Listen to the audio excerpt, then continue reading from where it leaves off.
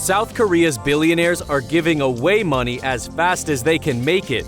There are currently 46 billionaires living in the country, and many of them are self-made entrepreneurs who run incredibly profitable tech startups. The 10 richest people in the country are worth more than $60 billion combined, and their wealth is increasing rapidly thanks to gaming, instant messaging, and cryptocurrency. Today, we're going to take a look at the richest people in South Korea and show you what they do with their money. We'll also take a look at the sizable charitable donations of South Korea's tech billionaires. Let's get started. South Korea is undergoing a billionaire revolution. The country's new billionaires are self-made tech entrepreneurs who prefer to give to charity rather than hoard wealth. Kakao chairman Brian Kim, who at the time of producing this video had a net worth of $10.8 billion, became South Korea's richest person earlier this year following the meteoric rise of Kakao Corp stock. At the time of producing this video, the company was worth $43.7 billion, and the Kakao instant messaging app is now used by 90% of smartphone users in South Korea. Kim's net worth has increased by more than $6 billion so far this year, but he doesn't plan on cashing out and blowing his money. Kim grew up in one of Seoul's poorest neighborhoods, and he continues to live frugally. He's the second billionaire in South Korea to sign Warren Buffett's Giving Pledge, and he plans to give away more than half of his fortune before he dies. South Korea's fourth richest person, Kwon Hyuk-bin, is another tech billionaire with a heart of gold. Hyuk-bin, who at the time of producing this video had a net worth of $9 billion, has donated more than $5 million to establish schools in China and Vietnam that teach children about IT and computer science. Kwon Hyuk-bin's net worth is expected to rise significantly in the years to come, as he owns 100% of video game developer Smilegate. The company developed Crossfire, which is the world's most played video game by player count. South Korea's fifth richest person, Kim Young-ju, is another video game tycoon who gives away heaps of money. The Nexon founder, who at the time of producing this video had a net worth of $6.8 billion, has donated millions to build children's hospitals all over South Korea. Through his charitable foundation, he contributed more than $18 million to build a pediatric rehabilitation hospital in Seoul.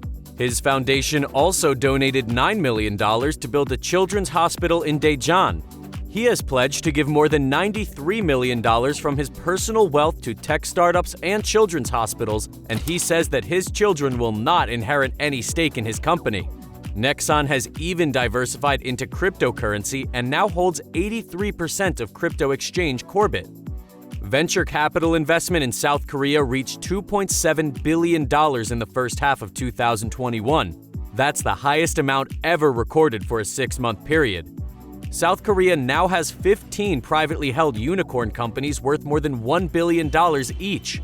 These highly profitable startups will likely produce many more billionaires once the companies go public. Not all billionaires in South Korea enjoy stellar reputations. The country is home to a significant number of old money billionaires who inherited massive fortunes thanks to family-owned conglomerates called chaebols. The heirs of companies like Samsung and Hyundai are still some of South Korea's wealthiest people, but that could soon change as the South Korean government is looking to crack down on these plutocracies. Many billionaires who are a part of these wealthy chaebols have been accused of bribery, tax evasion, accounting fraud, and embezzlement.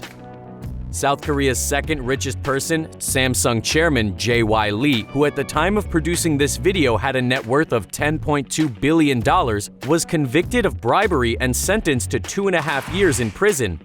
The media dubbed him the Crown Prince of Samsung after he inherited the electronics giant from his father, Lee Kun-hee, who at the time of his death had a net worth of $21 billion. South Korea's sixth richest person, Hong Ra-hee, is also a part of the wealthy Samsung conglomerate.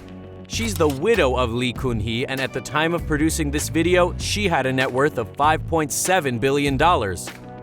South Korea's seventh richest person is another businessman with a sordid past. Former Hyundai chairman Chung Mung-koo, who was nicknamed the Bulldozer because of his forceful and blunt style, was convicted of embezzlement and later given a presidential pardon. The business magnate who at the time of producing this video had a net worth of $5.2 billion inherited Hyundai from his father and ran the company for 20 years. There are now more than 45 chaebols in South Korea, and the 10 largest own more than 27% of the country's business assets. Billionaires in South Korea live very different lives than billionaires in other countries. Neither the old money tycoons nor the new tech billionaires flaunt their wealth. You won't find any billionaire in South Korea with a massive collection of supercars or a $100 million mega yacht. All of Korea's billionaires, new and old, live under the radar and away from prying eyes. In fact, the most expensive homes in the country are not owned by billionaires at all. It's the K-pop millionaires who are buying up luxury condos in upscale Seoul neighborhoods like Gangnam District and Yongsan District. K-pop superstar IU recently bought an $11.7 million penthouse in Seoul's soon-to-be-completed Eterno Cheondam complex. However, it's not even the most expensive apartment in the building. Those penthouses sell for about $26.5 million. BTS members RM and Jimin recently spent $11 million on a luxury apartment in the 9-1 Hanam complex in Yongsan District.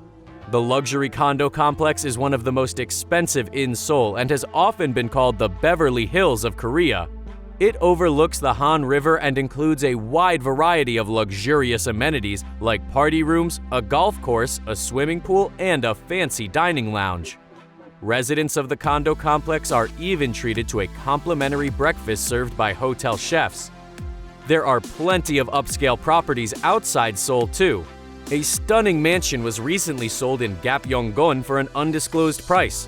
The palatial property is situated on a private island and features an outdoor swimming pool, rooftop garden, and views of the Han River.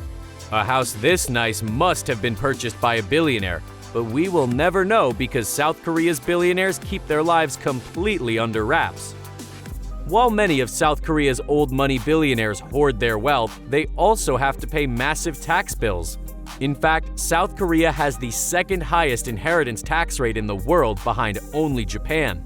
The maximum inheritance tax rate in the country is 50%, but it can sometimes rise to 60% if the deceased owned a controlling stake in a company. J.Y. Lee and Hong-ra Lee were hit with a $10.8 billion tax bill after the death of Lee Kun-hee. To reduce the tax bill, they donated the estate's $2.2 billion art collection to museums all over South Korea.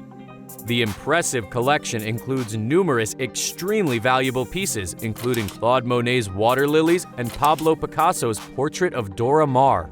Here's an interesting fact. Did you know that South Korea's third richest man, Seo Young-jin, actually borrowed money from loan sharks to start his business?